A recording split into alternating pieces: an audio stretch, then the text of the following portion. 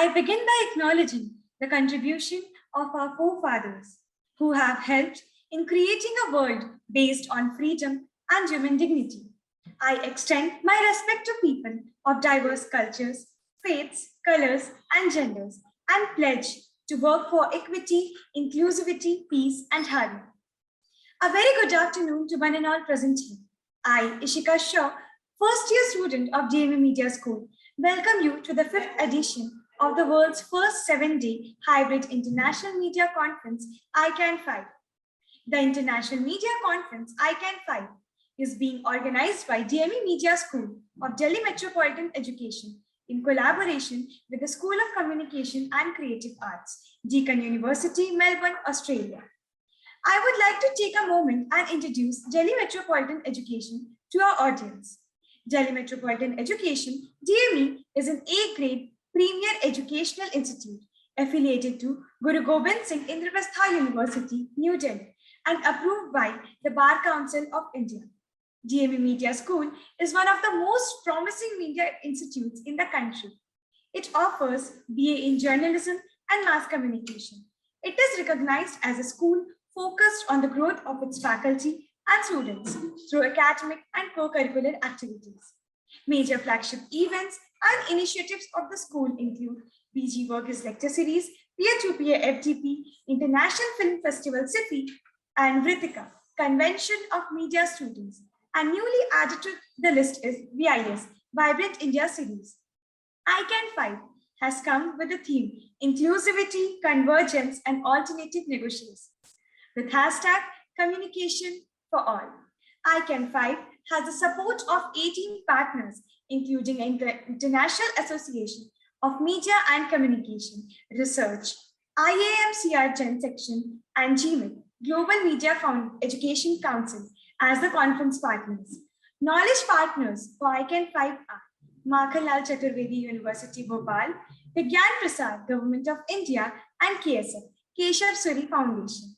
For ICAN5, international partners are Institute for International Journalism, Ohio University, USA, Green University, Bangladesh, and Daffodil International University, Bangladesh.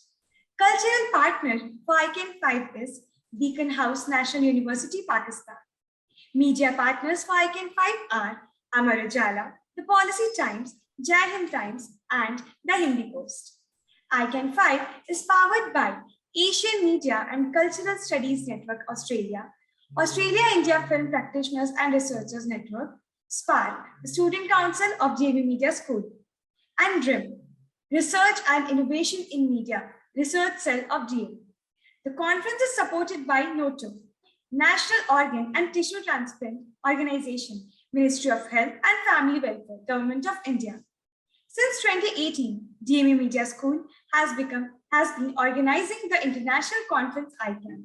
The themes for the former editions were India and Changing Aspects of News in ICAN1, Indian Cinema and Alternate Networks in ICAN2, Issues of Community, Agenda and News in ICAN3 with the hashtag Conference for Change, Information, Communication and Artificial Networks in ICAN4 with hashtag Communication Redefined. ICAN5 will witness a total of 26 sessions, including 18 live sessions, 5 hybrid sessions, and 3 physical sessions. The schedule comprises of 10 technical sessions, 3 workshops, 2 masterclasses, 2 plenary sessions, and 5 panel discussions. Proud to mention here that all 10 technical sessions are being chaired by women scholars representing different states and countries. It gives me immense pleasure that ICAN5 will go live on the official page of DME for various sessions. For more information, follow us on our social media handles. We are sharing the links in the chat box. Now, I invite Professor Dr. Amrish Saxena, Dean DME Media School and convener of ICAN5 to give his opening remarks. Over to you, sir. Thank you, Ishika. I begin today by acknowledging the contribution of our forefathers who have helped in creating a world based on freedom and human dignity. I extend my respect to people of diverse culture, faith, color, and gender, and pledge to work for equity, inclusivity, peace, and harmony. I welcome everybody to this session of ICAN5. Today is the sixth day of this 7-day long conference, and this is the 22nd session of the 26 sessions that we have planned in this conference. This journey started in 2018, and since then we have been continuing this despite whatever odds would have happened. Even during the Corona period, we further expanded it in terms of converting into a 10-day digital live conference, both in 2020 and in 2021. Last year only we were trying to make it hybrid because online is something that we cannot avoid now in the change scenario. But then this year we were able to make a combination of all kind of formats. We were online and there also two types of sessions. We planned online with live streaming, online with Zoom only, but then no live streaming. Then also some physical sessions, which were purely physical, like just before this session, there was a technical session which was in the physical space, and there was another technical session which was in the online space. So all such experiments we are doing, and the whole objective is that how can we introduce some new ideas, some new thought, and how we can reach out to more number of people, and how we can contribute in terms of research, in terms of academic, in terms of deliberations and all. So that is how different kind of sessions have been planned, right from workshops to master classes to panel discussion to plenary sessions. And we are trying to cover most of the aspects of our central theme, that is inclusivity. We have talked about inclusivity in journalism, a separate session on that, inclusivity in PR industry. And obviously, when we talk about inclusivity, gender always comes to the fore, and also the LGBT community, on which we conducted two sessions, one online, one in the physical space, with the help of Keshav Suri Foundation. So all such things we are trying to do. Another new thing that we tried to add this year, that we approached Pakistan and Bangladesh, so that conference can emerge as a truly representative of the Indian subcontinent. So the universities of Pakistan and Bangladesh, they have joined hands. Scholars from there, students from there, they have joined hands in different sessions. So that is one a major area that we addressed, and we hope that we'll continue with this in future as well. We also got the support of IMCR and GMAC. And one thing that we started last year, we are continuing with that. Last year, all 9 technical sessions were chaired by women scholars from all parts of the country. This year, we further expanded this thought, and out of 10 sessions, all are the women scholars. But then out of 10, 5 scholars from outside India. So that is how we are trying to add value to the conference. And there are certain people who are always there with us, mostly from the first edition or the second edition, and they are always there, whatever academic endeavor we are into. And Dr. Monisa Qadiri is also one such person who is always there, whatever academic activities I am planning, or at whatever level, right from GMAC to DME, whatever activities are being done. So she is kind enough to accept our invitation to organize this panel discussion for us. So I welcome her, and I express my gratitude that she finally did it despite all her engagements that I know. Dr. Sunain Bhattacharya is again a regular in ICAN, and every year he presents a paper and win the best paper award. So that's a very distinct thing which goes to his credit. And then my old colleague Shweta Singh, Dr. Shweta Singh is also with us in this session. I welcome her as well. And Professor Sabiha Mufti, who is a known name in media education. So she's kind enough to join in this panel. And then Dr. Surita Vasu, she is also there in this session. And I feel, and because because the whole discussion is on revolving around OTT, and we all understand how OTT has penetrated into our lives during this COVID-19 period, and there are so many aspects of this. But then this topic for this panel discussion, as it has been decided as construction of gender narrative. So that in itself is so wide, so important, so many layers attached to it. So I believe that a lot of new thought will coming in, and we all will be benefited by discussion in this session. Thank you. Thank you, sir. Now I invite Dr. Manmeet Kaur, Associate Professor, to take the session forward from here. Thank you, Ishika. So today we all have gathered here for the 6th panel discussion on the theme Construction of Gender Narrative on the OTT, Visualizing the Future of Content. Before that, I am happy to share that Journalism at DME is the official newsletter of DME Media School. This fortnightly publication covers all the major activities happening in and out of the campus. It is a student-centric newsletter carried out entirely by them under the supervision of the faculty members. DME TV is the official YouTube channel where you can find the playlist of ICAN5, and we are also going live on our official Facebook page for this session. So now it is my immense pleasure to introduce the experts for today's session. The moderator of the session, Dr. Monisa Qadiri. She is PhD and teaches in the Department of Journalism and Mass Communication at Islamic University of Science and Technology, Kashmir, and has been a former head of the department. She holds the position of Media Advisor to Vice Chancellor. She is the Working Committee member of Global Media Education Council as well. Her interest includes films, social media, and her paper on films and religion has been kept as a reading in syllabi of prominent institutions, including School of Languages, Linguistics, and Film Queen Mary University of London, and at the School of World Studies, Religious Studies program, Virginia Commonwealth University. She is also on the editorial board of few journals and has presented papers at international level in various countries. So I welcome Dr. Monisa Qadiri.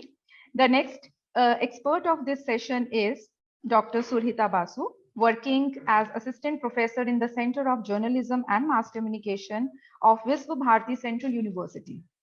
Dr. Basu specializes in online media and international communication.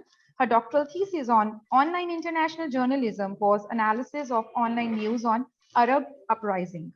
A gold medalist at her master's program on mass communication and videology, Dr. Surhita started her career in online magazines and creative writing. Her works have been published internationally by Asia Pacific Media Educator, Media Asia, Global Media Journal, Cyber Psychology, Journal of Psychosocial Research on Cyberspace, Journal of Global Communication, and other renowned publications. Surhita has been the coordinator and trainer of various international journalism workshops, training journalists from Africa and Afghanistan and journalism students from France. We welcome you, ma'am. The next expert of this house is Professor Sabiha Mufti. Professor Mufti is a senior professor of media studies at Kashmir University. She specializes in media sociology and conflict studies, having conducted extensive research in various domains of media studies. She carries a teaching experience more than 3 decades, having taught at her parent university, Jamia Millia Islamia, and institutions like JNU and MET as adjunct faculty. She has conducted research programs for SEMCA, Nanyang Technological University, and several state and national organizations. Having presented her work at IMCR and several international and national fora, she is an active research and academic consultant with media concerns and is credited with publications which are on the academic syllabi. She holds an active place in the field of media studies. We welcome you, ma'am. The next expert of this panel is Dr. Shweta Singh. She is a senior assistant professor at the University School of Mass Communication, Guru Gobind Singh Indraprasth University, New Delhi. She has more than 20 years of academic and industry experience. She has been a television journalist with Doordarshan News, New Delhi, and has worked with digital news ventures. Her doctoral thesis is on coverage of Arab Spring by television news in India. Dr. Shweta analyzed the data for the report titled M3, Man-Male Masculine Staging Progressive Masculinity Report of a Media Monitoring Project supported by Max Muller Bhavan, New Delhi, and it was released in the year 2022. She has also co-authored the report Locating Gender Perspective in COVID-19, Reportage in India, an analysis of print media released in 2021. Ma'am has studied radio and television journalism at the Indian Institute of Mass Communication and scholar of journalism and communication for social change and new media with their intersectional areas of democracy, gender, and caste. We welcome you, ma'am.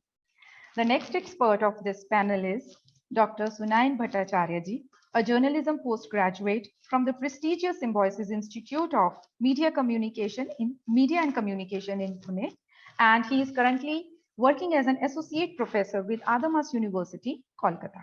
He heads the Department of Journalism and Communication in Adamas University. He completed his PhD in film studies from Pandit Deen Dayal Energy University in Gandhinagar, Gujarat. He wrote a book on the surrealist movies of David Lynch, jointly edited 2 books, one on the impact of the recent COVID-19 pandemic in India, and the other on digital communication. He has a number of research and other publications across multiple journals and periodicals. A staunch rationalist and anti-fascist, he believes that feminism is the other name of humanism. He is primarily interested in understanding the intersectional discourse in Indian media and its ramifications on the concurrent sociopolitics and socioeconomics of identity, oppression, and discrimination. I welcome you all to the panel discussion at the International Media Conference by DME Media School. Now, I request Professor Qadiri to take the session further. Thank you so much. Good afternoon, everyone. Firstly, thank you so much, Ishika, for conducting today's proceedings. And I'm really thankful to Professor Saxena for his generous introductory remarks and actually setting the canvas for today's discussion. I'm highly grateful to him, Professor Bala, and entire DME for inviting me to curate today's session. And I'm also thankful to my panelists for joining me today. Thank you so much, Manmeet ma'am, for your, for introducing the panel today. And I must congratulate all of you for this phenomenon called the ICAN, and year after year, it's really going very strong. About today's panel discussion now, the idea of the discussion is basically to have a very nuanced look at the possible dimensions concerning this whole negotiation of gender narrative on and around the OTT, which is over the top content platforms like Netflix, Amazon Prime, Disney Hotstar, and so on. And these have been able to connect audiences with the content directly. And that's where the importance of today's topic lies. And we would also try to dissect where exactly is this contemporary genre of storytelling taking us vis-a-vis, representation and the space of or for women in particular within this entire idea of storytelling. And where does the figurative hero or the protagonist, lie in these female-centric stories that we see around? When we look at the phenomenon called content is the, king. And the panel will also try to look at the nature of gender spectrum, which is available and visible on the scale of OTT. So as we delve into today's discussion, let's first begin with opening remarks, quick opening remarks, maybe a line or two from all the panelists so that we are able to set this stage for visualizing the panel discussion ahead. So let me first invite Dr. Shweta Singh for her remarks. Thank you, Monisa. It's a real pleasure to be here amongst all these eminent panelists and on a subject that's really significant to discuss at this point. Thank you, the organizers, DME, Professor Saxena, Professor Naga, Dr. Manmeet. Just to start off, a couple of thoughts to kind of for the warming up of the discussion maybe. As we grew up, we have seen our generation, maybe those who grew up from their schools and colleges in early 90s, maybe late 90s. And we have kind of seen the transition from terrestrial television, from single channel television to multiple channels, cables, direct to home. And then moving on to the internet, content and OTT, which is a much recent phenomena. I think we can see certain patterns in terms of the representations, especially, and visibility of women and maybe the marginalized gender in the content. So what I vaguely recollect from the Doordarshan days is that the content was far more diverse. So you did see a lot of intersectional representation across genders, and whichever way, through fiction, through non-fiction. So we had serials like Uran, we had serials like even in serials where the protagonists were male, we did see some significant presence of female characters, because it is too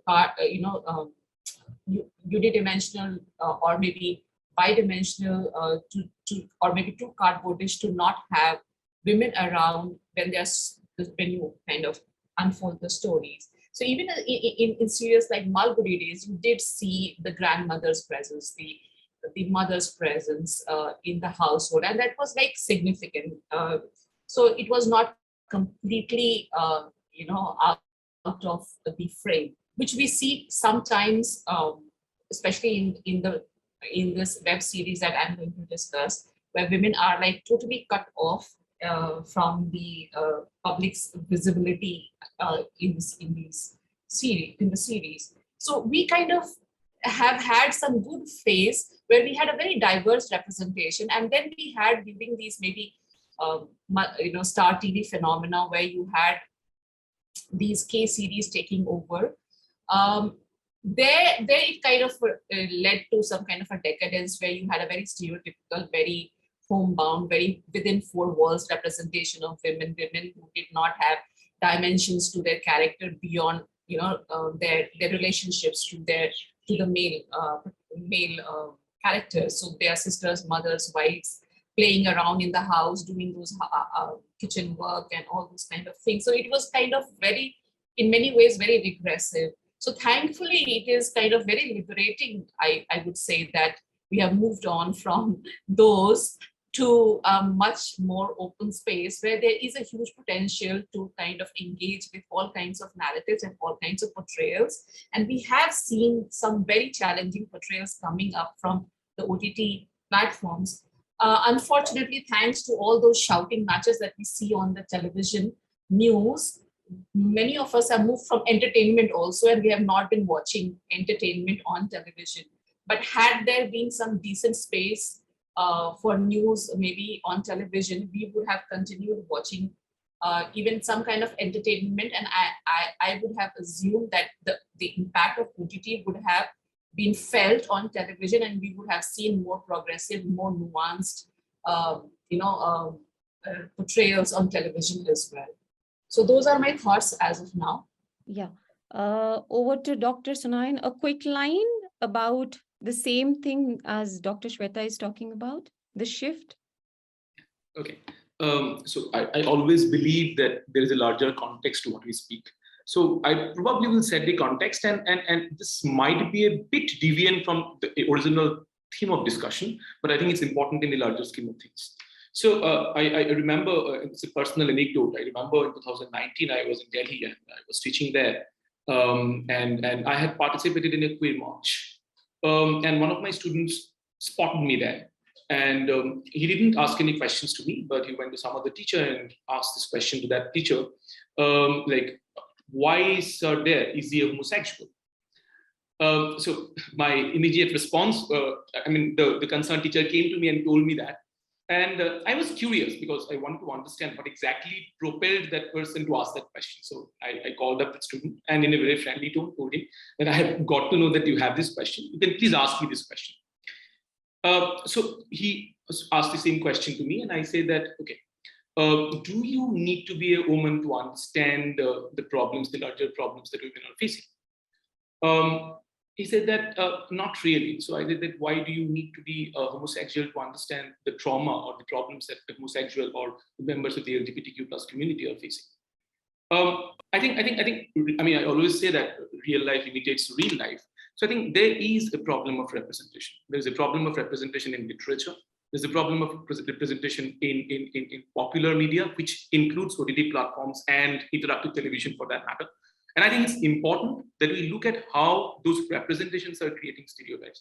I sincerely believe, and it's my firm belief, that while there's a lot of hullabaloo about how the OTT platforms have transformed representation and everything, the pattern somewhat remains the same. And that's, visible through YouTube programs. That, I mean, some of the, the usual, tips that come on YouTube, or for that matter, some of the programs that come on popular OTT platforms. See, Netflix is not the only representation of OTT platforms. Netflix is only 7 or 8% of market share in India.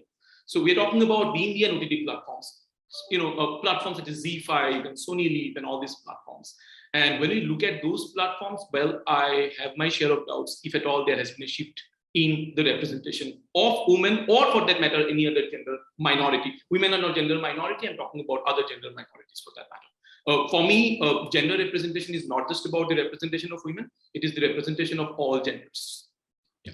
Thank you. Thank you. Professor Mufti, so does this stereotype continue? What's your take on this? A quick line from you. Please unmute.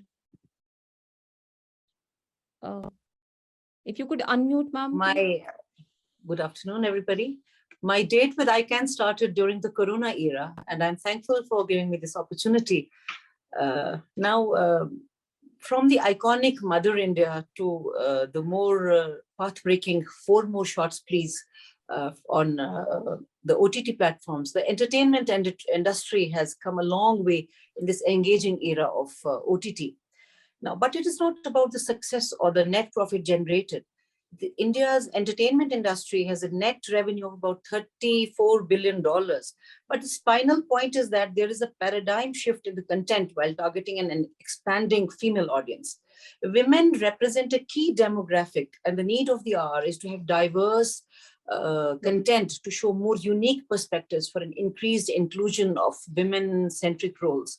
I speak from the perspective of being a student of media sociology, where we look at these perspectives, where as we see on OTT, what we see is the gender stereotypes are being broken, path-breaking roles are being shown, but they are promoting more women-centric content and producing them.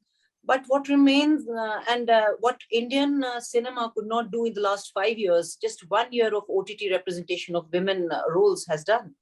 Whether it is YouTube, Netflix, Amazon Prime, or the national channels, national OTTs like the Alt Balaji, Z5, or Hoi Choi, shows like Karanjit Kaur, Lust Stories, 4 More Shots, they have recorded, immense, they have path-breaking viewership patterns. So, but the OTT players say that the content is demand-driven. But going back a little, in the discussion, we'll come forward to other aspects of it. But if we go to the perspectives of, what my generation has seen, when we were young children, we used to see, I seem like a great grandmother of the media audience today, not being too old, but I'm sure I've seen 5-6 generations of media content. Starting from in our childhood, there used to be regional television, and it used to be maybe some regional dramas from Kashmir TV. And when we were just in our school, in the higher classes of our school, national television started. Then after that, in the 1990s, we went to, cable TV. And then after that, it's been a path-breaking, journey. After that, we had the issue, we had the, Ghar Ghar Ki Kahani and Tulsi. And after that, the iconic other programs. Oh, I forgot, not forgetting Hum Log and the romance of Lajo Ji and Master Ji in Hum Log, in what was that serial? Which represented the Indian, the partition. What was that exam? That Bunyad?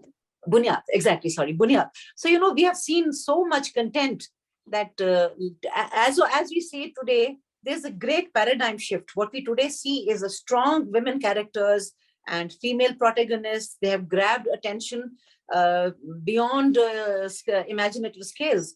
So audience studies have contemporarily shown that 70% of the viewers on OTT, on serials which are, there are women protagonists, and 70% viewers are men and 30% are women. I came across this study in the morning today.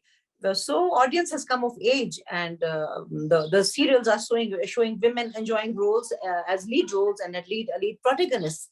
How this is accepted into the social fabric, that remains to be seen. And my research reveals a lot, which I will speak in my ensuing. So thank you very much, and let's move on with our debate. Thank you, ma'am. She does definitely call for a diversity in the content, though there was a bit of, difference of opinion vis-a-vis stereotyping of women. We'll come to that later on, but I'll have Dr. Surhita talk more about it in the later session. She'll talk more about the diversity part. Dr. Surhita, your opening remarks, please. So I'd like to for taking this painstakingly laborious job and excellent teamwork for organizing this conference. And thanks a lot, Monisa, for including me in this very interesting conversation. Both as Sweta and Professor Mufti has said, it was a very nostalgic journey through the lane from the ages where we have seen the growth of narrative, Indian narrative on gender. So yes, Hum Log, Bunyad, and so many, Sweta told about Uran, and Rajni also, there was another serial that used to come. So all this have shifted, but what's very interesting that in the late 80s, when Ramayana and Mahabharata became very popular, and right after 1991, Bold and the Beautiful became popular. So this shift of audience and the taste of audience was very much intriguing and interesting to study. But another shift that we have witnessed, and as Dr. Bhattacharya was saying, I will agree with him on that point, that what I think, Dr. Bhattacharya, is that they have started very modestly, with a very modest intention to maybe an alternative narrative, to establish an alternative perspective. But as the market grew, the chances of profit increased, the demand was manufactured. So there are more key players entered into the market, and creating some age-old narrative, developing and catering to the stereotypes. They didn't treat the different platform for different content, but this different platform remained just another platform for further profit and maybe extending the hegemonic perspective of gender narrative. So that might be, but still, I would say there are exceptions, narratives exceptionally being told, say for women with, as we are talking about women, aged women, the portrayal of aged women and inclusion of aged women in the narrative and keeping them as a central character. Ravina Tandon, Madhuri Dixit, Julia Roberts, they all are playing central characters in OTT platforms. And this has also given an opportunity, but also for the other narratives, say, for example, the portrayal of Kabir in Made in Heaven, it was changing, I think, in Bollywood, or as you can say, the hegemonic dimensions also. But still, there are other kind of narrations that kept on coming in OTT platforms, and I think it's still the beginning. And if we, as audience, can force it more, we can expect. There is in our hands also, which we watch and which we choose not to watch. The audience is changing, but we need to push a bit further. And with that, thanks, Monisa. Thank you so much, everyone. I think, yes, I believe the audience is changing, the content is evolving, but how is it evolving vis-a-vis OTT is something that we are actually looking at today. Over to Professor Mufti. As a media sociologist, I would ask you to kind of look at what has OTT done to the idea of gender and your phenomenological understanding of things, like you spoke from your experience as a researcher, as a student. How has this journey been so far? And if you could focus on the contemporary scene vis-a-vis OTT, ma'am.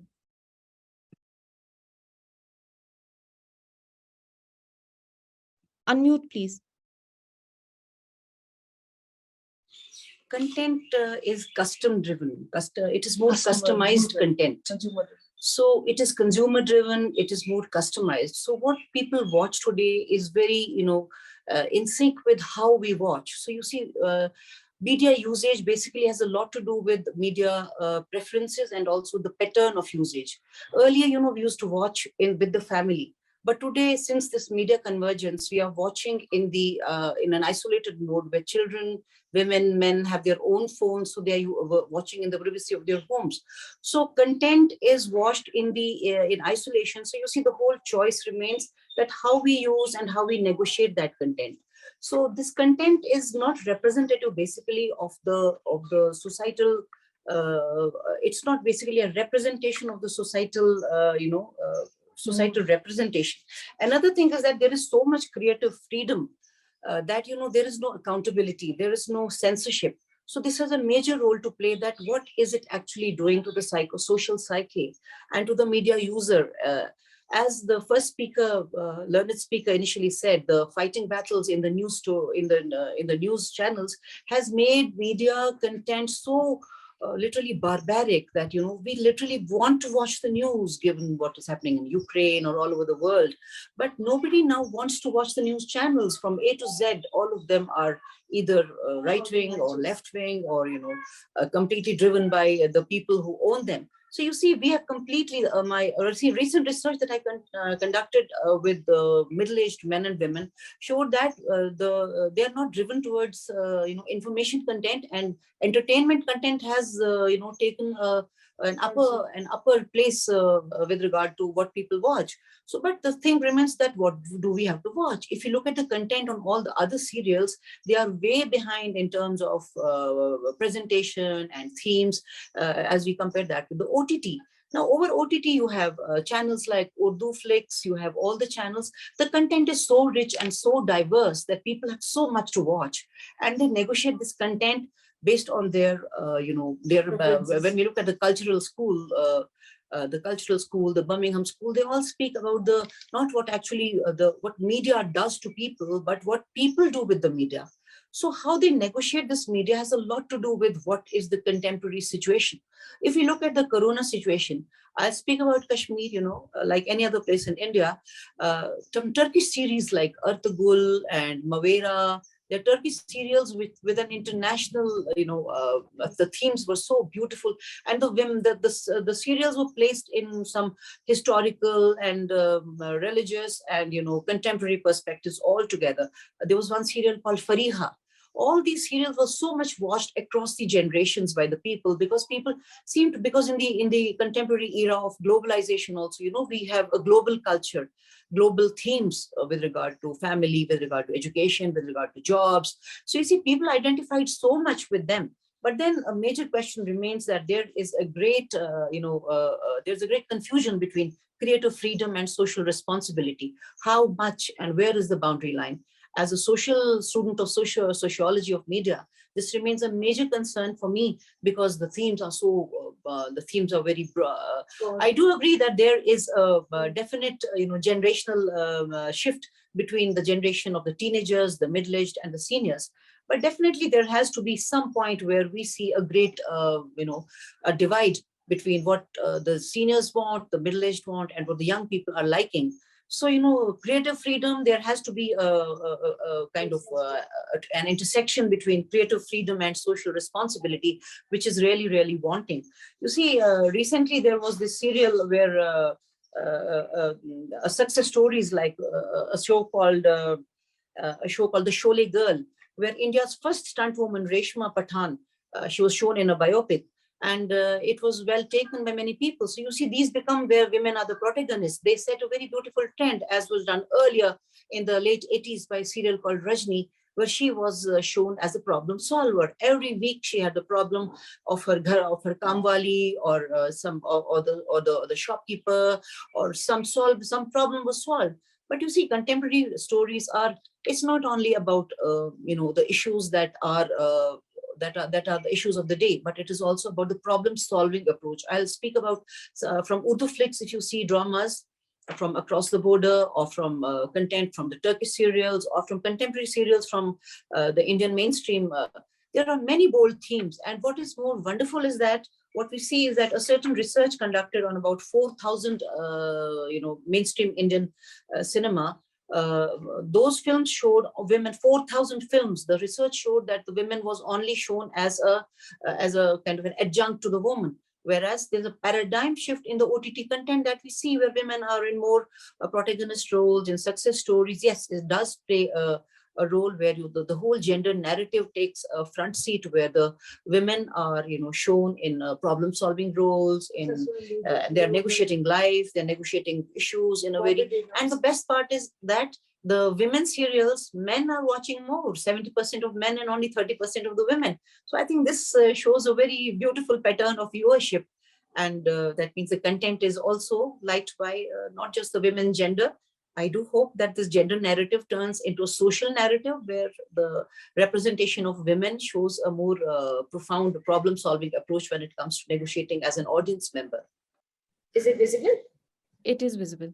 Okay, thank you. So yes, I was focusing on the Korean dramas, and we have had a lot of references of Turkish dramas also. I was like, was thinking whether to go for Turkish, Spanish, or Korean, but then certain statistics showed that a high percentage of women audiences, Indian audiences, consuming Korean dramas. So I stick with that. And I'm focusing on the masculinity part of it, because a lot of conversation has already been made on the representation of women and men narratives in dramas or otherwise. So, so in Korean narratives, I've changed the slide. Can you see the change slide? Because sometimes Yes. the slides don't change. Okay, thank you. Okay, so in Korean gender narratives, the representation of men, as you can see, was always a heroic platform. That later on we see them protecting women, and here it is also known as the Korean version of Dawni Johnson's of Hollywood. So a lot of action, and as we in Indian, we also understand, and Song in one of her articles tells this as a hyper-masculine representation and hegemonic masculinity. And in reference to my presentation also, we'll be talking about that hegemonic masculinity aspect of the Korean narratives. But then again, of course, the 1990s onwards, the Korean wave began, and a lot of consumption of Korean content, and that has increased after the onset of internet and social media. So BTS or Psy, the Korean dramas and Korean cosmetic beauty products, it has taken a big share in global market. And with that, we see also a change of representation, or how masculinity is being portrayed in many Korean dramas. And that does include the objectification of male body also. And there's this same article, this phenomenon, this representation is sometimes called as nominal. That's like for flower boy character, as you can see, it's much more feminine, attractive appearances, playful, immature personalities are being portrayed. So there's this clear shift. There is a clear shift in the representation of the masculine Korean characters, but simultaneously, before we go into the Korean concept of the shift of masculinity, two very common understanding of the concept of masculinity, one of very old, very popular performance and genre of Judith Butler's 1988, where the fluidity of the concept of masculinity is promoted, but of course with performances, certain performances include. And in 2005, Cornell's article, we see the masculinity is being presented in reference to the relation to the other gender. But in both the cases, the performance, like bodily experiences, personality, and culture play important role in development of the masculinity. Now, as I said, the Korean masculinity, this alpha male and hyper masculine representation, and soft masculinity, or what they call as nominum representation.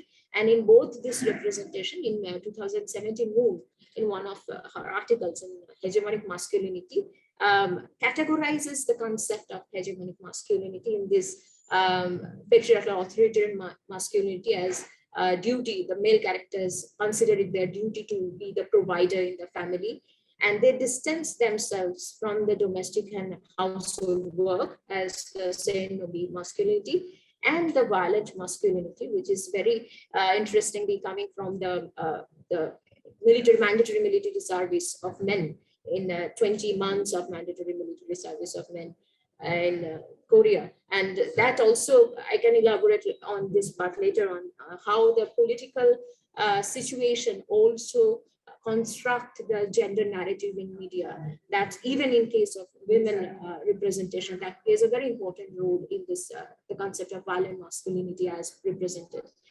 And the concept of soft masculinity is popularly has been pointed out, this the concept of, because of the Japanese colonization of Korea. So there is an impact of Japanese pisoni, or what is known as the pretty boy.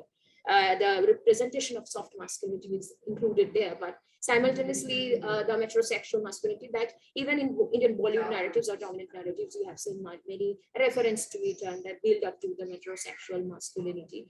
So both this soft masculinity, as in Song's article, she has like built up on this two different representations of masculinity in Korean narratives. But my query is that how OTT platform, of course, the masculinity is being negotiated in popular Korean dramas, because considering that in this Times of India article published in just a few months back by Lal, Shergill has been quoted there who said there's a 370% rise in 1 year of the consumption of Korean dramas in India. So there is a huge Indian audience is now exposed to international content. And this international content is now going to influence their perception of gender narrative and gender perception, gender understanding, gender role also. So if there's a huge rise in this kind of consumption of this content, so I was introduced to look at how the representation is being done, how the concept of masculinity is being presented there. So just when there are multiple examples, but I'm just focusing on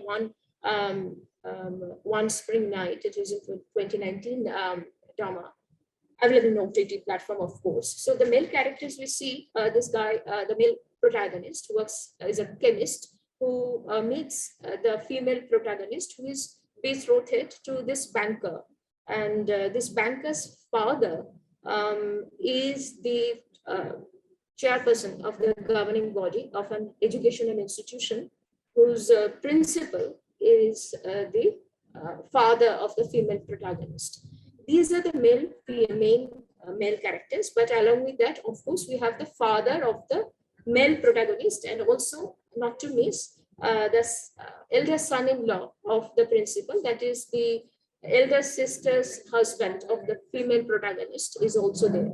So these are the main male characters. If we focus on the main male protagonist, so how his story, how his as a visual representation of him, how it is happening, how it is developed throughout the content. So he loves watching the first bloom of flowers in spring. He enjoys, takes a stroll there. He's a single father. He loves spending time with his son. He misses his son. He rushes back to home to spend the night with him. He takes him to park and libraries and very protective about him. He also cooks for his girlfriend whenever he's visiting. He stays alone in an apartment, so he takes care of the domestic works. He washes clothes on weekends, a lot of clothes, as it is shown. So all these activities that's are there, but simultaneously, how this masculinity, this side of masculinity is being balanced with he being very protective and stern and strong to protect his family against any confrontation.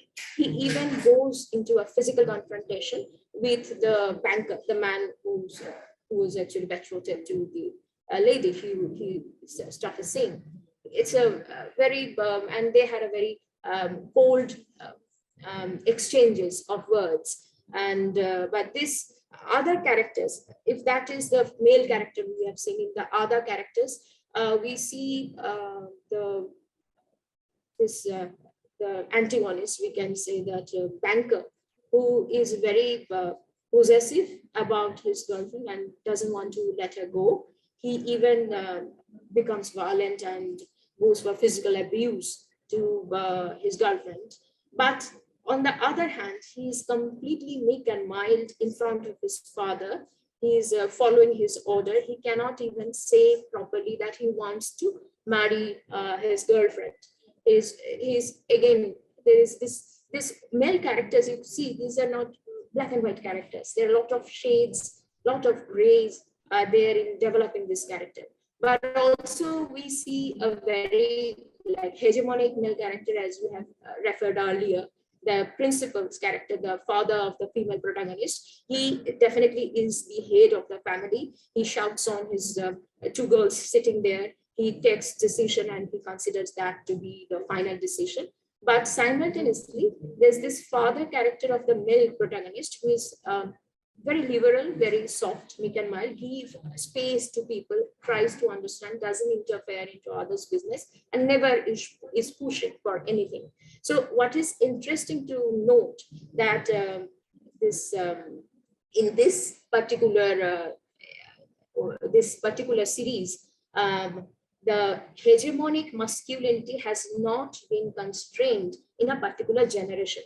So from people, male characters belonging to the same generation, are at once, they are representing hegemonic masculinity as well as the alternative perspective.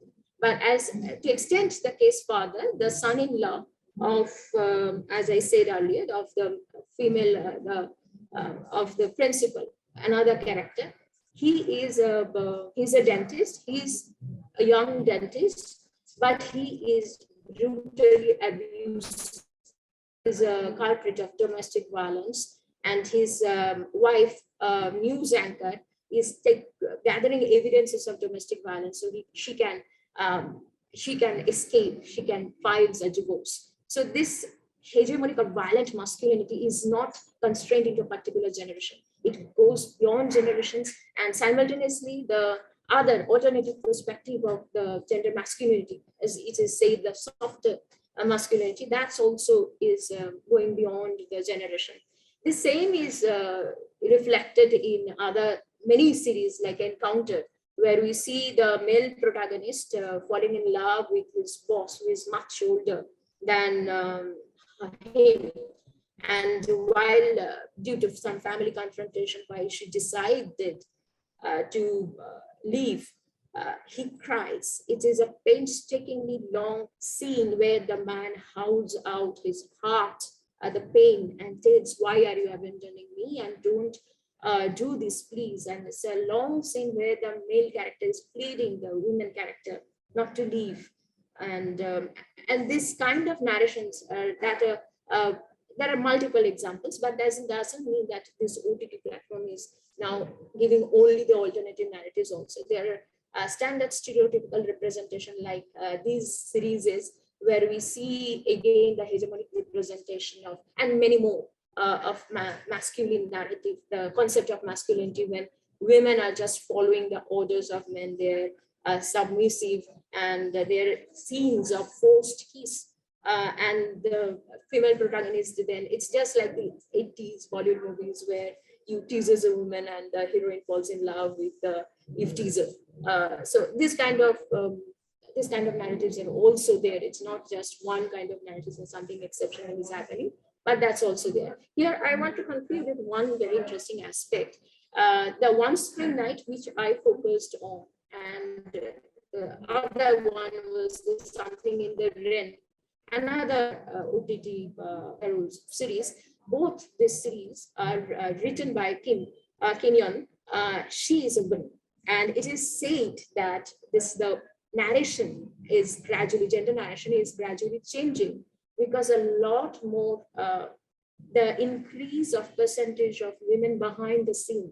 There are a lot of women who are now writers, working as a directors in these OTT platforms. Even in Indian cases also, we have seen a huge number of women directors, screenwriters, even in Bollywood movies, excellent women screenwriters writing different narratives. That's coming in. So that gives a female gaze. So male gaze is not only about objectification of women body. So this female gaze is also not only about objectification of male body, but this female gaze of gender role, of gender narratives, of nuances of gender and nuances of representation. That also, I guess, with more and more women coming as a storyteller is changing. That might not be the only case, but that also is contributing to some extent. So as the time was short, so that's what I wanted to end with, but also with these thoughts that how I'm interested in you to find out how this negotiated masculinity is influencing this large growing number of Indian audiences. And it's just the Korean dramas, but there are other also like Money Heist, and we have seen excellent women characters, and even Squid Game, the top OTT series. There also, those Squid Game has been criticized for representation of women. But then also the kind of narratives that are being played from different regions, how it is actually being consumed and influencing the Indian audiences. That's done very intriguing to find out. With that, I end. Thank you. Thank you so much. I think this was a really, really interesting case study for all of us to look at, particularly for knowing the gender dynamics and the kind of power relationships that exist probably across the board. And now it's proven that way. And as you rightly pointed out, we know the humongous popularity that Korean popular culture or their music, literally has across the globe, and especially the Indian audience, the young Indian audience who look up to that content. So this was really important for us to kind of bring in the gender spectrum into the discussion here. And I believe the vulnerable areas are definitely there, whether you talk about the over-expanding male ego and the alpha male, as you talked about. If you look at series like Mirzapur or even Patal Lok, or I believe, there are definitely those spaces which are reiterating and reinforcing these characters around us and stories around us, or even in terms of characters like a trans character in Sacred Games being played by a female character, and obviously the discussion around those characters therein. And with regards to females, for example, I see a problem in even the female-led series like Arya or Flesh, or even Money Heist for that matter, on different levels. We'll come to that. And now I would invite Dr. Sunayan Bhattacharjee to kind of speak more about this area. There's a perception that particularly amongst the female actors, who believe that probably they have been given more space, they have been given more interesting stories to play with, and they have been given a central role within the stories as the heroes and as the sheroes or as the protagonists in these stories. People like Shafali Shah, for example, she believes that she was never given a chance to work on the stories that she has been able to do with the OTT. Let's talk about her Delhi Crime and other series. So that's there. Or even characters like Huma Qureshi, when we talk about Maharani, and even series like Mai. But then there is a parallel re-emergence of this stereotyping, which I'm sure you're going to talk about in great detail, and the idea of gender parity. Dr. Bhattacharjee, as against this popular perception that may be kind of, shared across, or they may want the audiences to believe, what's your take on that? Where is the gender parity in all this? Thanks, Dr. Qadiri. Okay, so just before I start what I wanted to say, let me congratulate Dr. Vasu for a brilliant presentation. I got a lot of ideas from that presentation, and I would love to keep that conversation going sometime other as well. Okay, so coming to the point of masculinity, I think I always say that for me, cinema, real OTT platforms, television, any popular culture is an extension of the society that we live in. It's an extension of how we express ourselves. So before I talk about OTT platforms and the emergence of a new and changed masculinity, I would like to cite two examples, which I think is very important. So I remember that was in 2012, just after the Delhi rape case had happened, and all the newspapers of our country were going gaga about that episode without actually understanding the nuances of the entire episode. And I remember there was this coverage by the Telegraph, the leading newspaper in Calcutta, Kolkata, rather. So I was in Assam at that point in time, and the major newspaper in that part of the country is Telegraph. I'm talking about the English space. I remember a specific photograph in the Telegraph. The photograph was a peculiar photograph. So it showed some women in Delhi protesting against the episode and were demanding for new laws to be introduced in the country to stop rapes. And there was this gang of guys who were looking at those girls. And the picture said it all. It are not the very fundamental basis of how Indian psyche looks at women, for that matter. That's one example, and I relate it to the OTT experience a little later. The second experience is a more recent one, I think 2022 itself. There was this Women's Day message that was put up by a progressive group, and the message had the faces of 4 privileged men, not a single woman. I think the OTT representation is only an extension of that. So we talk about how women characters are taking up central roles in different series or different films put up on OTT platforms. But we often forget the way people are taking those roles. Like, for example, I'll cite another example, which I think is very important. I'll take the example of Aranyak, the series that featured Ravina Tandon and Paramrutu Chatterjee. So Paramrutu Chatterjee is quite a big name in Bengal, for that matter. So, and everyone say that, okay, this is a very powerful representation of womenhood, and that Ravina Tandon had a very powerful character, and so on and so forth. But if you look at the series a little carefully, and I had the privilege, or rather, of watching the series very intently. There's an academic reason for that. What I found out was that at very important points in the series, the enterprise was not of Ravina Tandon, but of the character played by Paramrutu Chatterjee.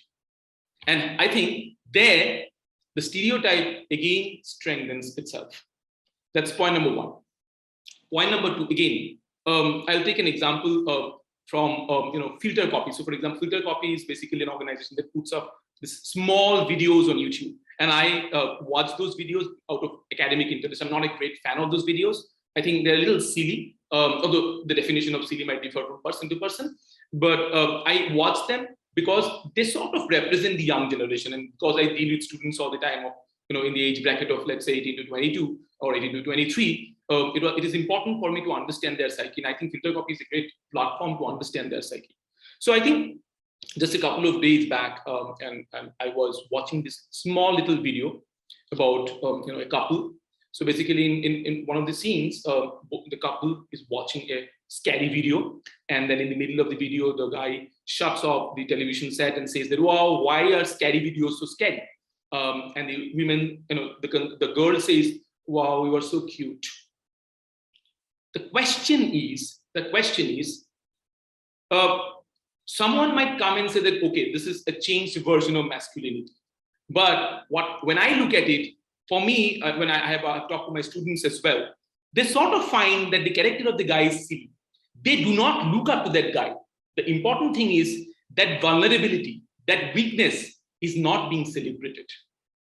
The fact that that vulnerability and that weakness is not being celebrated is also one of the important points that we need to look at. Yes, they might sell, people might take that content, people might consume that content, but are they looking at that guy as someone who they can relate to? I can relate to that character pretty much. I have my vulnerabilities, I have my weaknesses. There are moments when I want to cry, but the point is, when they are being showcased on television or when they are being showcased on OTT platforms, they are not the ones who people are looking up to. People are still looking up to that archetypal, angry young man character, even on OTT platforms. Even on OTT platforms, the character played by Pankaj Tripathi is the one which is the hit.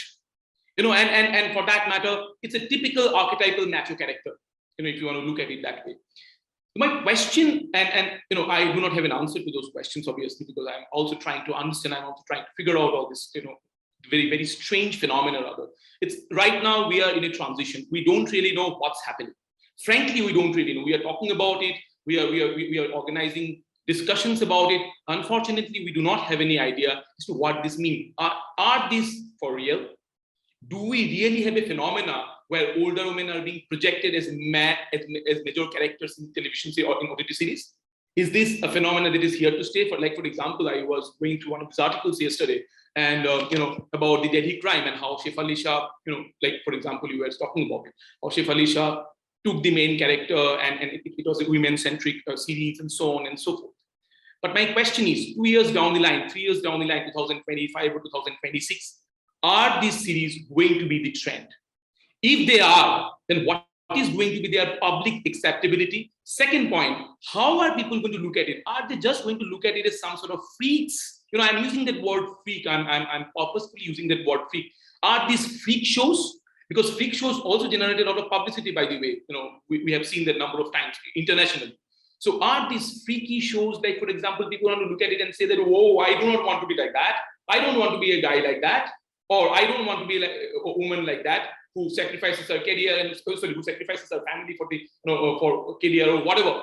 These are the constructs, the gender narratives that are usually created. So, for example, a woman who's too focused on her career is someone who does not take care of her family. That's the general myth that is construed by our society. The question is, are we going to look at this as exceptions or as freak shows? This is also one of the things that we probably time will only throw up answers to this question.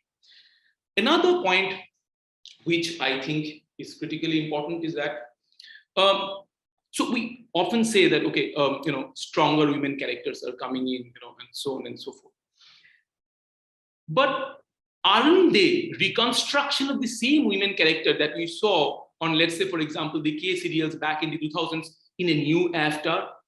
Somewhere, and I'll give you an example to that. Like, for example, at some point in time in Aranyak as well, Ravina Tandon kind of feels that she's guilty of ignoring her daughter, which is not the case, obviously, which is not the case. She is taking care of her daughter more than her father. But then at one point in time, she feels guilty. And that guilt somehow is condoned by the very projection of that particular series. So these are questions that we need to ask ourselves. Also, I think it's important that when we talk about gender narratives, we are not just talking about cisgenders. We are talking about transgenders as well. Do we have a representation of transgender characters in the OTT platforms is the question that we need to ask. Do we show alternative sexuality on OTT platforms? I don't see much. Yes, there are bits and pieces here and there, but are we celebrating the sexual diversity? Are we celebrating gender diversity? Gender does not necessarily mean heteronormativity alone. It does not mean man and woman alone. So gender doesn't necessarily mean projection of women alone. Are we talking about transgender is also one of the questions that we need to ask ourselves. In terms of Indian OTT platforms, like for example, yes, Netflix and Amazon Prime, and to an extent Disney Hotstar Plus as well. These are mostly media companies or media organizations that are owned by overseas organizations. Okay, we can see sort of a transformation. How much they have been accepted by the Indian audience is something to be seen in the long run. But what about Indian OTT platforms? Do we talk about the regional OTT platforms? Like for example, in Bengal, there is this OTT platform called I think I've forgotten the name of the particular OTT platform, sir. Hoichui, yes, Hoichui. I don't see it, but I have seen a number of gender regressive content being beamed by that channel. Even by the look of it, it seems horrible. So for example, when we talk about OTT platforms, we cannot just talk about Netflix and Amazon Prime and Disney Hotstar Plus and Eros Now. We have to talk about the OTT platforms that are transfiguring in different parts of the country, in Tamil Nadu, in Kerala, in Bengal, in let's say, for example, tomorrow, another Bhojpuri OTT platform might come up. And how are they projecting women? These are the questions that we need to ask ourselves and to the larger community as a whole. Also, there is a necessity to redefine what masculinity means. There is a necessity to change the definition of the very definition of masculinity before we talk about projections and representations. I think that's the limited point that I wanted to put. Thank you. Thank you so much. I think some really significant observations were made by you. And yes, I agree to that there's an overwhelming presence of cisgender, narrative. And the gender fluidity as a result of how the social narrative is about this, there's a lack of acceptance. So that kind of reflects on the platforms as well. And it's just not the story, I would say. And even when you look at the women, among the gender binary, women are to be regarded the second most powerful gender. So even with regards to that, though they say that stars, more than the stars, the preference is given to actors in terms of giving them a space within a storytelling.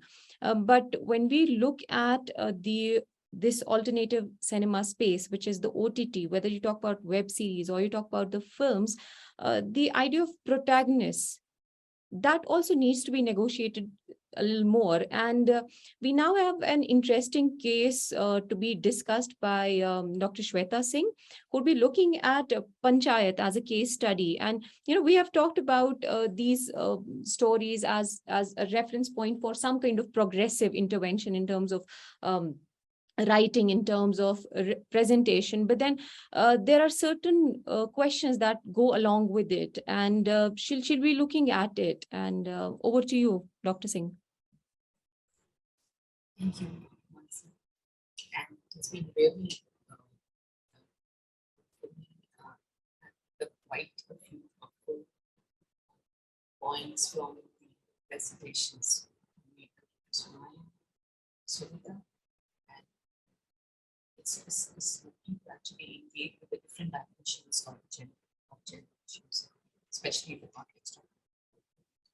So I am here to really take the discussion forward and talk about how, in the much talked about web series Panchayat, which is quite popular amongst the Hindi audience and even the English speaking ones, in terms of how it has kind of carved a different kind of space for itself, where it is giving a narrative which is not as alpha male as perhaps Patan Lok was, or Mirzapur was, or it is kind of touching somewhere in between the softer masculine space in terms of portrayal of the main character.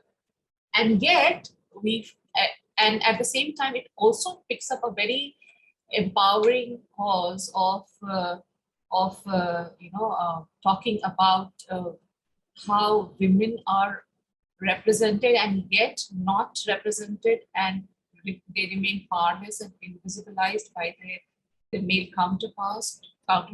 So whoever they be, they could be husband, they could be brothers, they could be other relatives. So in this whole effort to foreground these complex issues.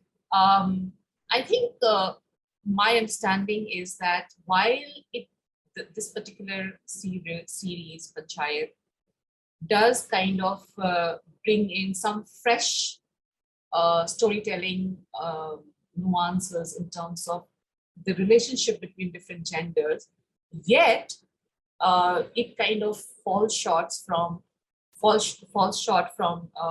bringing in, or maybe kind of taking on head on those issues that really matter, and in the whole process creates this unequal space, which it is at the same time trying to challenge. So in a way, it is actually trying to challenge gender stereotypes, and by giving less importance to women characters and women, the screen space, limiting the screen space for women characters, what it is actually doing is, again, going by a very male hegemonic storytelling that we are quite familiar with.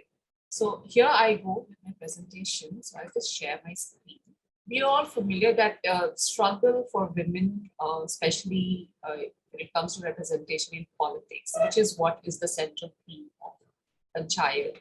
It has been a long one. So we are all aware that women's rights are continuously being fought. So we have seen in US recently how the abortion rights have been taken away. We see in our daily, whenever we pick up newspapers, we realize that we have a very, very long way to go when it comes to issues of sexual assault, harassment, political representation, and things like that.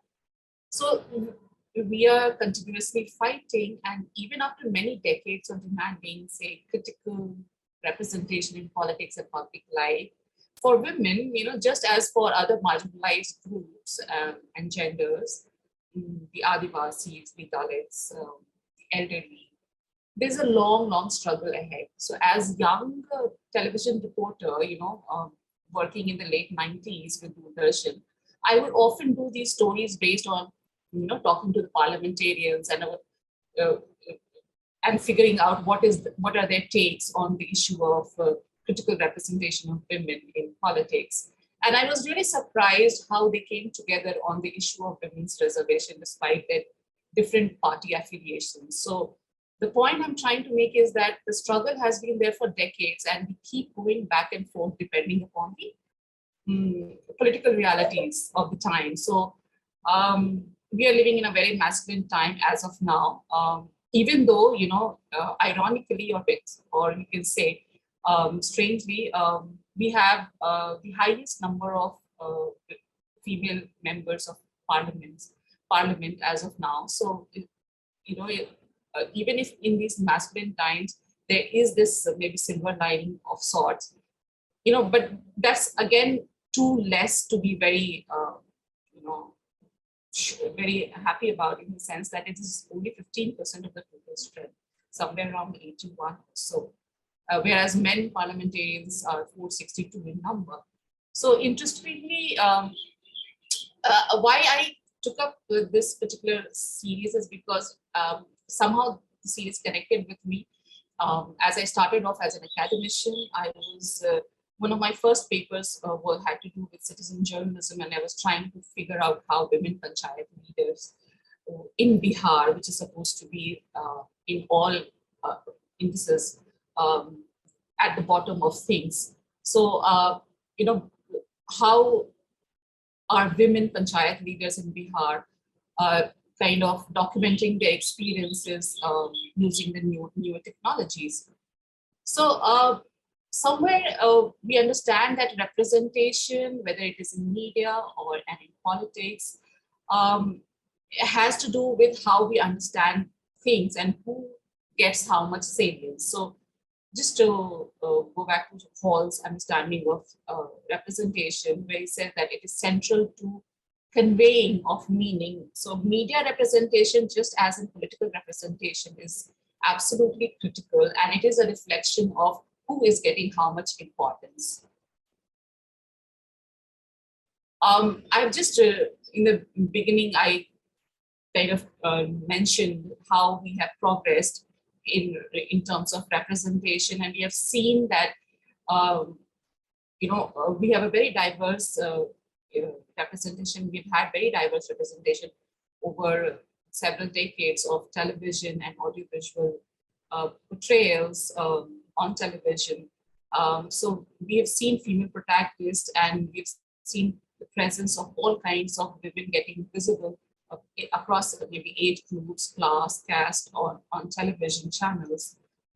Particularly want to mention this particular series, Main Kuch Bhi Kar Sakti, which is now much talked about for the kind of questioning and interventions that it brings along in terms of how women negotiate their social-cultural spaces. So so we after this we did go through this decadent period of K series and these OTTs, which I presume is being mostly watched on mobile, and the market understanding is that the audience is they are boys or men. So the content is targeted towards them. Therefore, it is not a surprise to see, the recent films with all kinds of male protagonists, often loaded with a lot of violence and, maybe sex and sexual depictions and things like that. So the last film, the much talked about film KGF1. I tried watching. I don't watch much actually of those much talked about films and series though. So, but I just tried to figure out what is it that is really catching the attention of the people who are like, talking so much about it on all kinds of social media platforms, whether it is Facebook or Twitter and all. So KGF1, for all the praise it received, and I could only sit through maybe a few minutes. The story is all about men, and women are there only for visual relief. So even, the car's number, because it is, the storyline is somewhere situated in Maharashtra, perhaps. So the car number reads men, and some 1, 2, 3, 4. So it is somehow you feel that, while there is a change happening, there is a lot that needs to be done. So here is the case of Panchayat, which is again much talked about and critically, it is fetching a lot of critical attention for going to these smaller towns, which much of these OTT series are tapping on, and what they're doing, unlike many other successful series like Patalok and Mirzapur, here they are not engaging with very overt violence and over the top sexual content and innuendos and things like that. So here they just take the daily affair of a village life, of a panchayat called Fulera, and try to engage with the small little things that kind of disrupt your life, and that perhaps is what happens in a village situation. So here in this in Panchayat, my understanding or my observation is that it is all by men, for men, and of men, and mostly upper caste. It is ironical that a series that is trying to make a case for women participation in politics, even if it is only limited to the Panchayat, is a series that is trying to comment and make business out of the passive and tokenish representation of women in local level politics. It ends up being a story about 3 men and a woman. It took, I think, the last episode of the first series, which is perhaps the 8th episode, maybe, or something like that, to introduce the second woman in the series, the daughter of the Pradhan. And we see how she is usually confined to her mobile phone. The story is about her and not by her. So we hardly see her. Same with the protagonist Manju Devi, which is being played here. She plays she's the sarpanch, and she does not get adequate attention and space. So my intervention is that can a series that itself does not have critical visibility of women characters make a case for critical representation of women in panchayat politics? So whose issues are being raised. It is a comedy drama that chronicles the life of a young urban graduate who finds a job as a panchayat secretary in a village. So I was reading that has been shot in a real village in MP, Madhya Pradesh, and the Fulera Panchayat has the landmark water tank. So recently the panchayat elections were actually held in Fulera, which is a real village in Madhya Pradesh. And the panchayat elections were held there. The newspaper, there was a story in the newspaper how kind of the series has highlighted this village and kind of put the spotlight there. The news story read that it has been more than 10 years since that water tank has been built, but there is no drinking water supply in the area.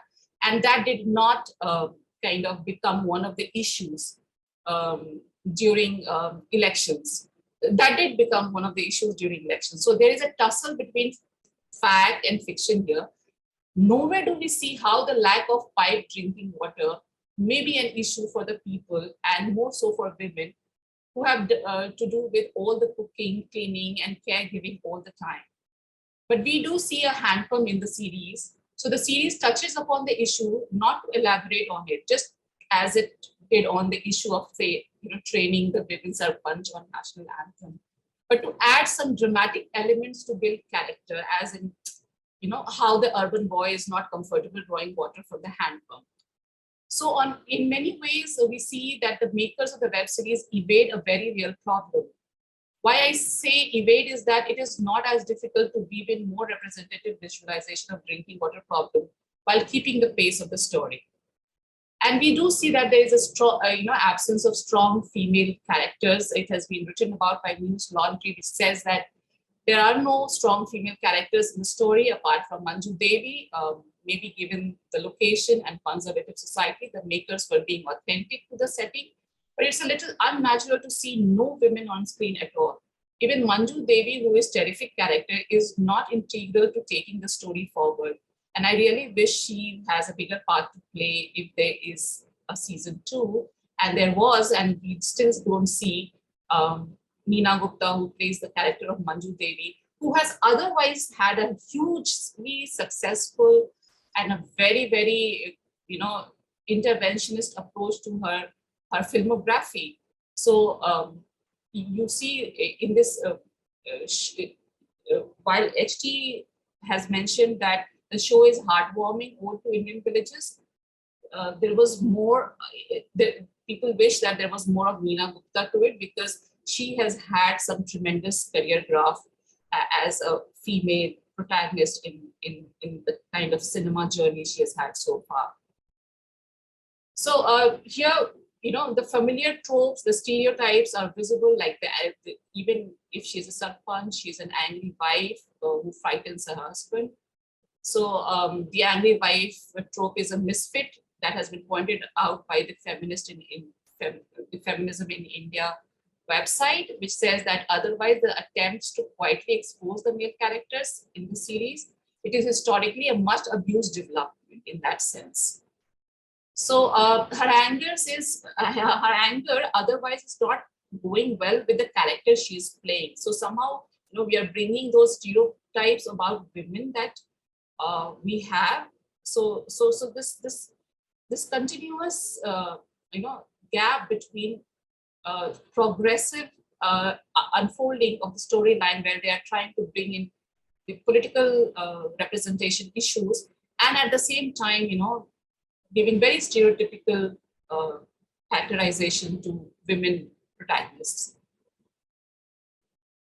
One thing that I really want to draw the attention of the panel in their own in the treatment of the series is that something that has been pointed out by one of the journalists in a very overt manner is that while it is male, it is also upper caste. So you see all these surnames which are coming from the upper caste, whereas the other castes are, the marginalized castes are not as significantly depicted.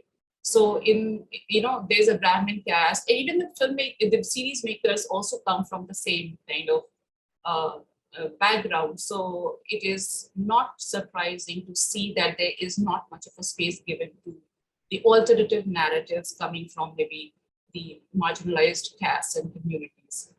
So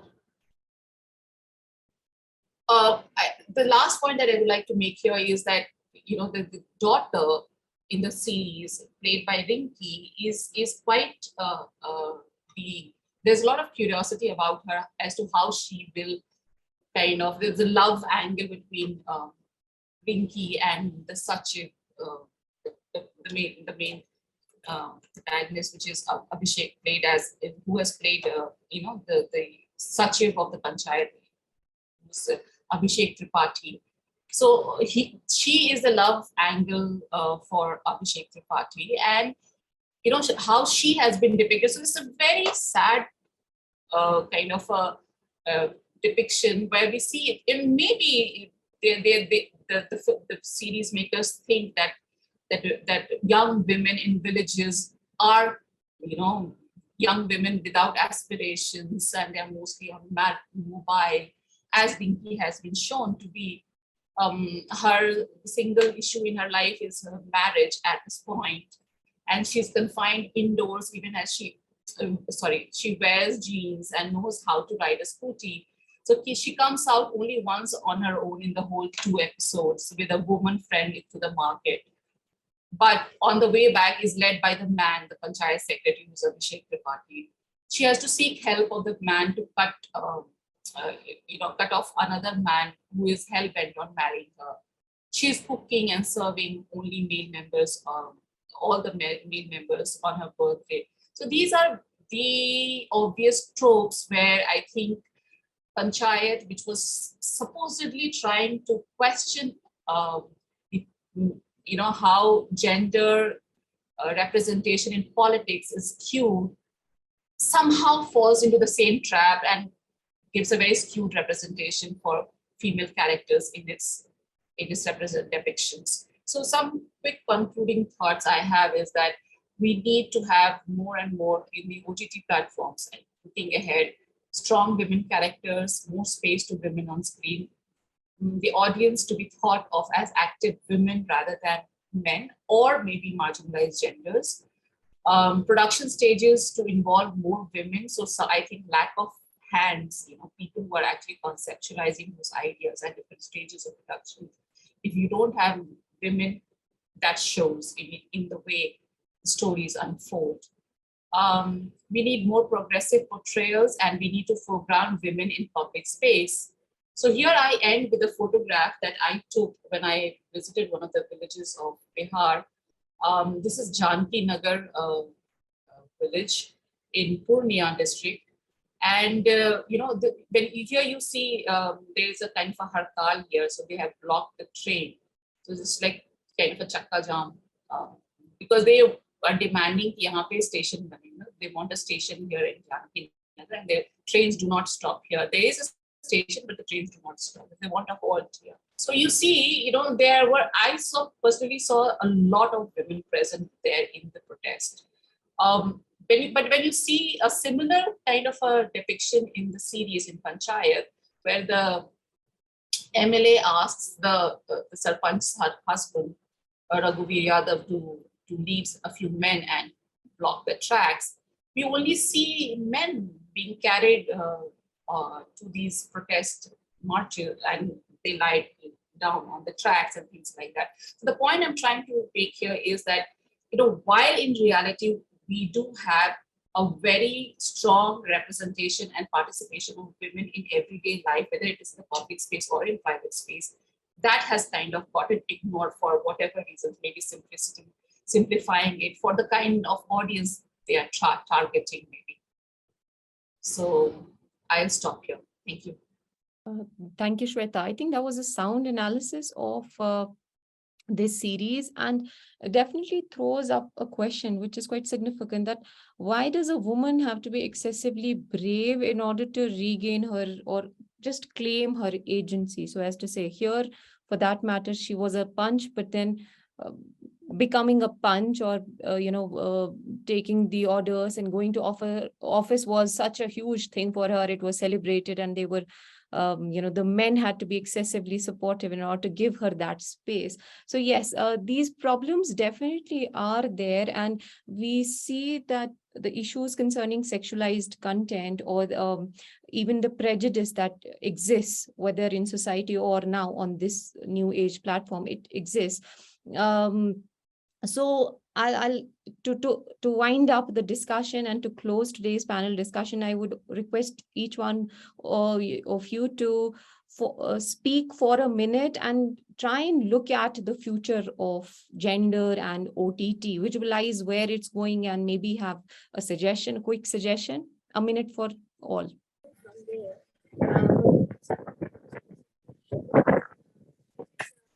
indeed, what has been shown as women empowerment, that we really need to be careful with. The platform that Dr. Bhattacharya also mentioned, which there are shivering content being broadcasted, because of the sense there is a lack of, like earlier, there is a liberation and women liberation, and there's empowerment and all that, and in the name of OTT platforms, which lacked that so-called control earlier. So the way they have exploited the lack of control is quite roughly shameful. So women empowerment and cannot be the masculinization of women characters, or what men do. If women starts doing that, that will result into liberation. That concept should not be repeated or constructed. It's a construction of another stereotypes that should be avoided. And also quite pertinent to that Dr. Bhattacharya also mentioned of the issue of the affordability of Netflix or other international OTTs are not perhaps that great, though Netflix is changing its policies and trying to capture the Indian market.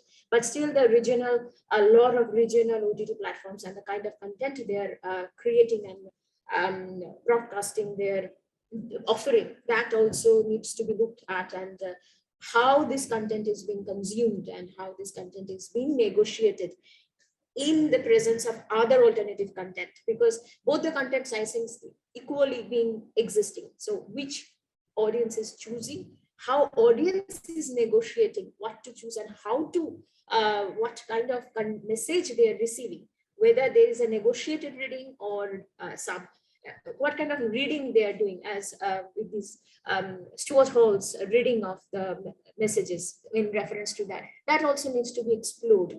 But I would also, I'm not completely agree with Dr. Bhattacharya saying that there is a lack of or no representation of LGBTQ community in OTT platforms. In comparison to other platforms, there is a more content available, but that also because I guess the amount of content available in OTT platforms are higher. So a lot of web series are available where the main characters are from LGBTQ community, international. And also there are Indian OTT series are coming out where like Yes Man or something like that. I've forgotten the exact name. So where the focus is on LGBTQ community to a large extent. So there are contents coming on, but whether it is enough or not, that's another debate. So, but yeah, equality and how you're representing, that's also need to be taken care of. And as Professor Mufti was saying, to understand the market and how market shapes and how audience shapes, that's also we need to explore further. Thank you. Dr. Shweta Singh. Yeah. So I think I kind of also want to reiterate some of the points that have been made. I think I quite agree with the other panelists that in future it will much depend upon how the audience engages with these OTT content, and like we have seen a shift that we have moved from major metropolitan representations, most of the storytellings have gone beyond these major cities to now the B towns. So we see that there is an audience there, and how these smartphones have kind of allowed the penetration of OTT even in spaces which may not have electricity, regular electricity there. So I think when we kind of fathom that the nature and the nature of reception of the content by our audiences and try to perhaps have a more rigorous understanding of who is watching it rather than just going by the data collected. I think some ethnographic understanding also is needed to figure out how the audience is perhaps connecting with some of these content. So I would strongly suggest that there has to be more research into understanding what the audience is watching and going beyond pure statistics, and then probably trying to offer more nuanced content in terms of the gender portrayals. So there's a need for a more Reiki-driven storytelling, like in the case of Panchayat. I'm sure they have done quite a bit of research in terms for their production purposes, but when it comes to understanding what a village life is, it can't be so devoid of women. So that is perhaps something that will come if they kind of have more women in their crew to be sensitive and sensible and perceptive towards these needs. It's not just about having more women, it's also about how you bring in those finer detailings of characterization and things like that.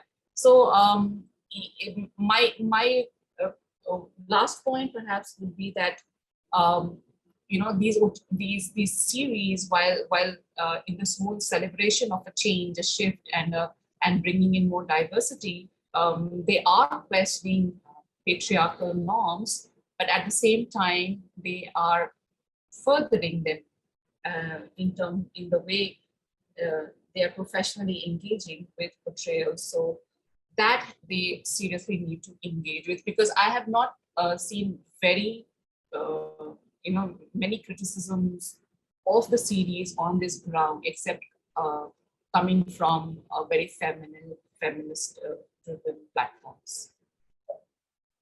Thank you so much. I would like to thank all the panelists for their comments, and to DME and Professor Saxena and his team for giving us this opportunity to discuss this really contemporary and relevant topic today.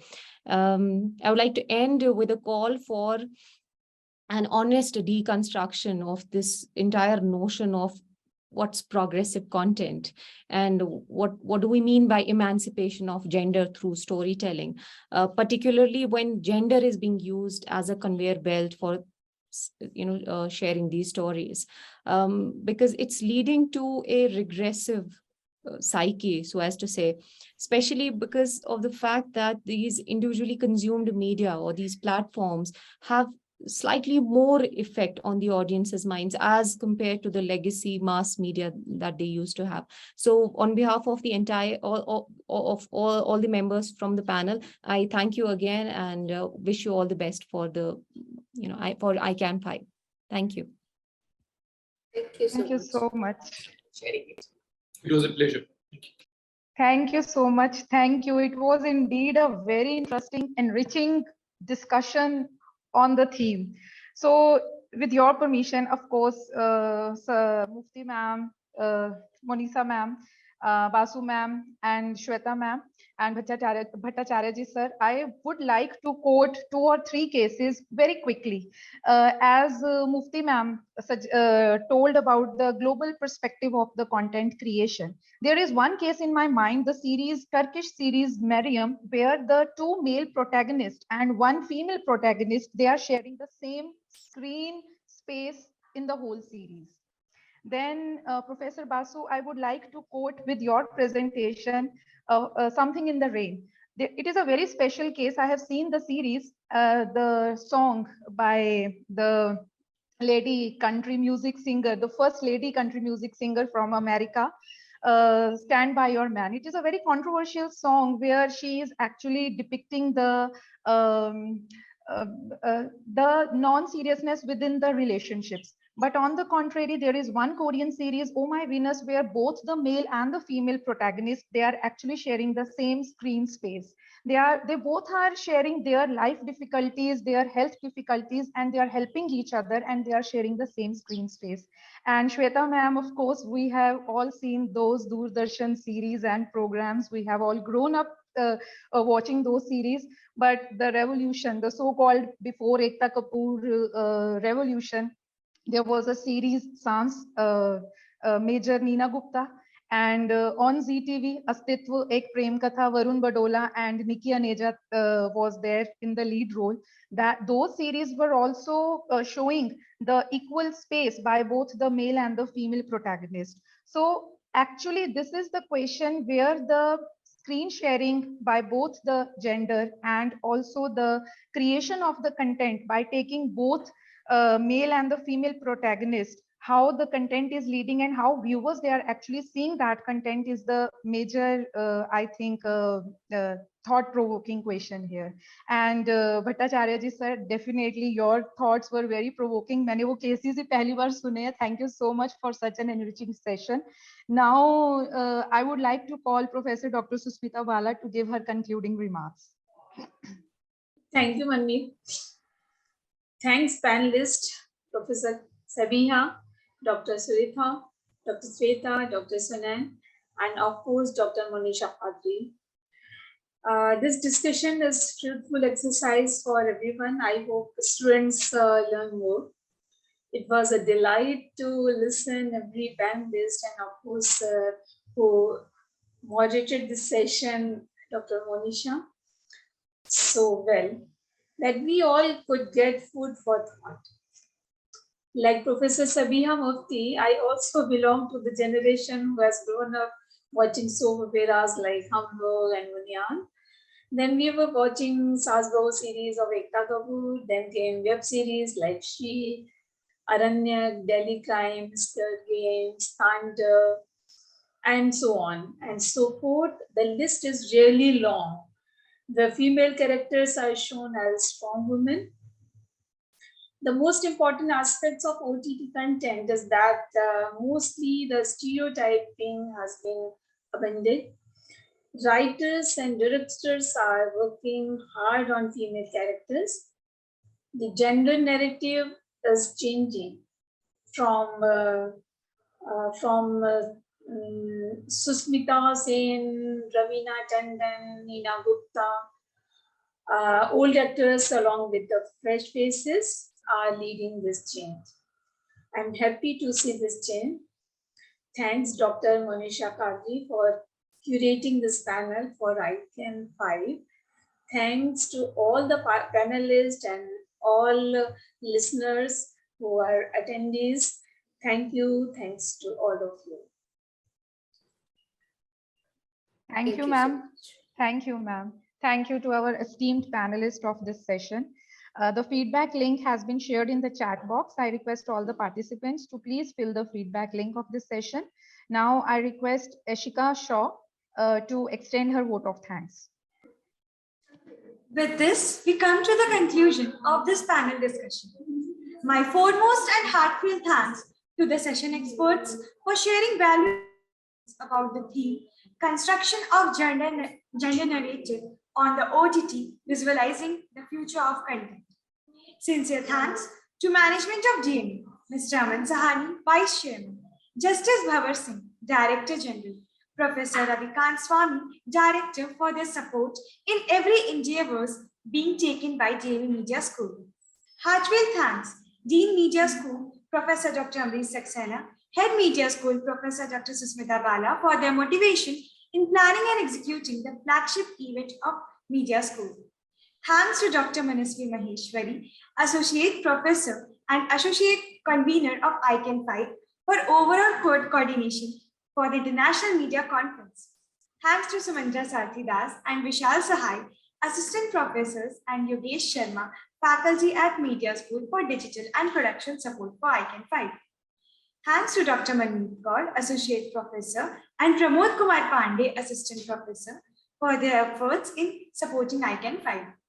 Thanks to Shruti VS, Assistant Professor, Media School. She has supported ICAN5 as a convener for cultural team and student coordination. Mohammad Kamil and Sukriti Arora, Assistant Professors, for newsletter, press briefings, and media coordination support. Dr. Ritika Saxena, Assistant Professor for Designing and Creative Support.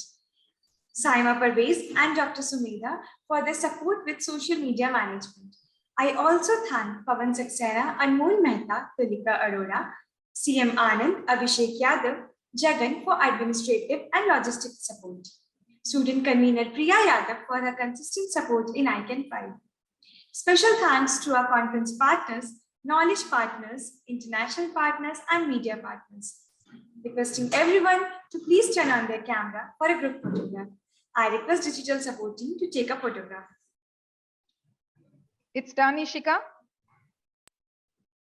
Next, we have a plenary session on the theme Awareness about Organ Donation with NOTO, National Organ and Tissue Transplant Organization at 7 p.m. IST. Thank you, everyone. Have a good day.